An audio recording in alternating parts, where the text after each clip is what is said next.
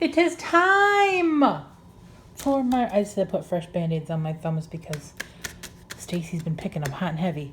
I'm getting ready too. I'm going to do my roast and veggies today. So I got a roast. There'll be salt and pepper involved. Some lifted onion soup. I got carrots and celery, onions, potatoes, and I'm going to make a cup of broth. But first, I'm going to get this open, rinse it off, pat it dry, salt and pepper it, and sear it on the stove. So I'll probably come back when it's doing the whole thing. So I am going to cook this in our electric roaster pan at about maybe about 300, because I'm going to cook it for a few hours. So it's going to be in that. But now, come on, little guy, let's go play in the sink. There it is. Let's put it in.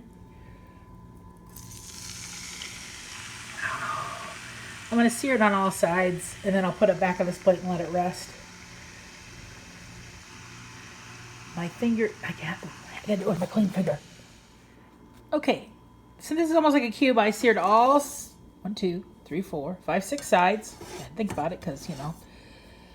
So it's going to sit here. I am not putting it on a rack, but I am getting ready to put a bed of celery and onion on the bottom for this to set on. So while this sits here and just kind of chills for a few, I'm going to go cut up celery and onion. Okay, I cut up the onions and celery kind of big chunks so they don't cook down to nothing. So there might be some remnants of them maybe. And I set my chuck roast on there, and I'm going to get my envelope of Lipton onion soup and put it on there. I'm going to put this on low, maybe 250 to start getting warm while I deal with the carrots and potatoes. Okay, I got all my potatoes and carrots cut up. I did them really chunky too, since this is going to be cooking for a few hours. And now I'm going to pour in my broth. Oops, sorry. Oops, some of my stuff didn't. It'll cook down.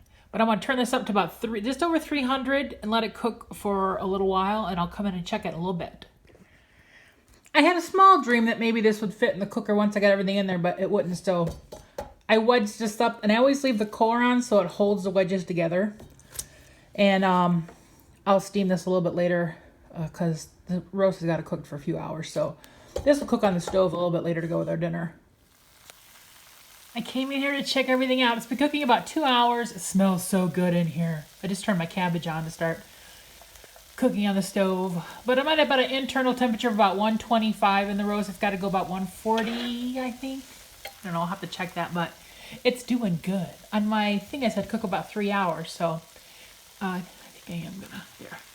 It's between 3 and 325. But man, it smells good. Can you hear it? Is it sizzling?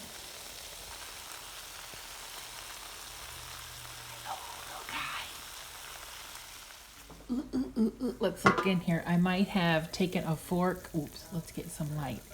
And plucked a little bit off of there to taste. And then I plucked some off for Dad to taste. Grass-fed beef has a very deep, beefy flavor, and it's very good.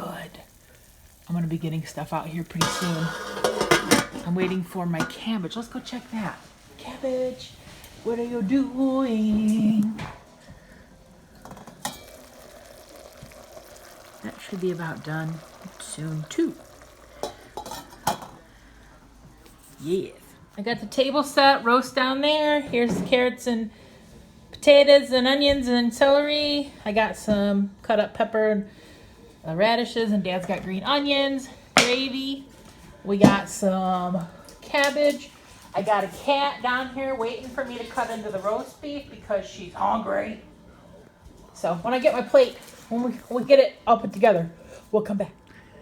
There's my plate. Dad's just finishing his up with gravy. I don't want gravy on mine, but he does. This is just a jar of gravy he had out in the cupboard. Very good. We tasted the roast a bit ago. How did you like it? It was very good. Tender and good. Yeah. The way I like it. The next time I'm going to try it overnight in a crock pot. I'm just trying different methods. First method, electric cooker. Next method will be crock pot one day next week. Okay, we're going to get Kitty's opinion. Boop. She likes the roast too. Nummy nummies. Okay, back to eating. Now we are full. Kitty just had some treats on top of her roast. I think she only had like 3 or 4 bites of that. We have plenty leftovers for tomorrow. So yeah, it was good. I've never had grass-fed beef before, and it definitely is a deeper, beefier flavor. There is a difference. I liked it though. So I'm excited. The other roast I have, I think, is the bottom round.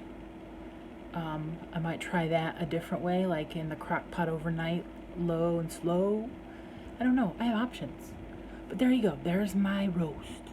That's the roast I got in Butcherbox, just in case. And I guess I'll put the link down below for Butcherbox. I'm liking them so far. Bye.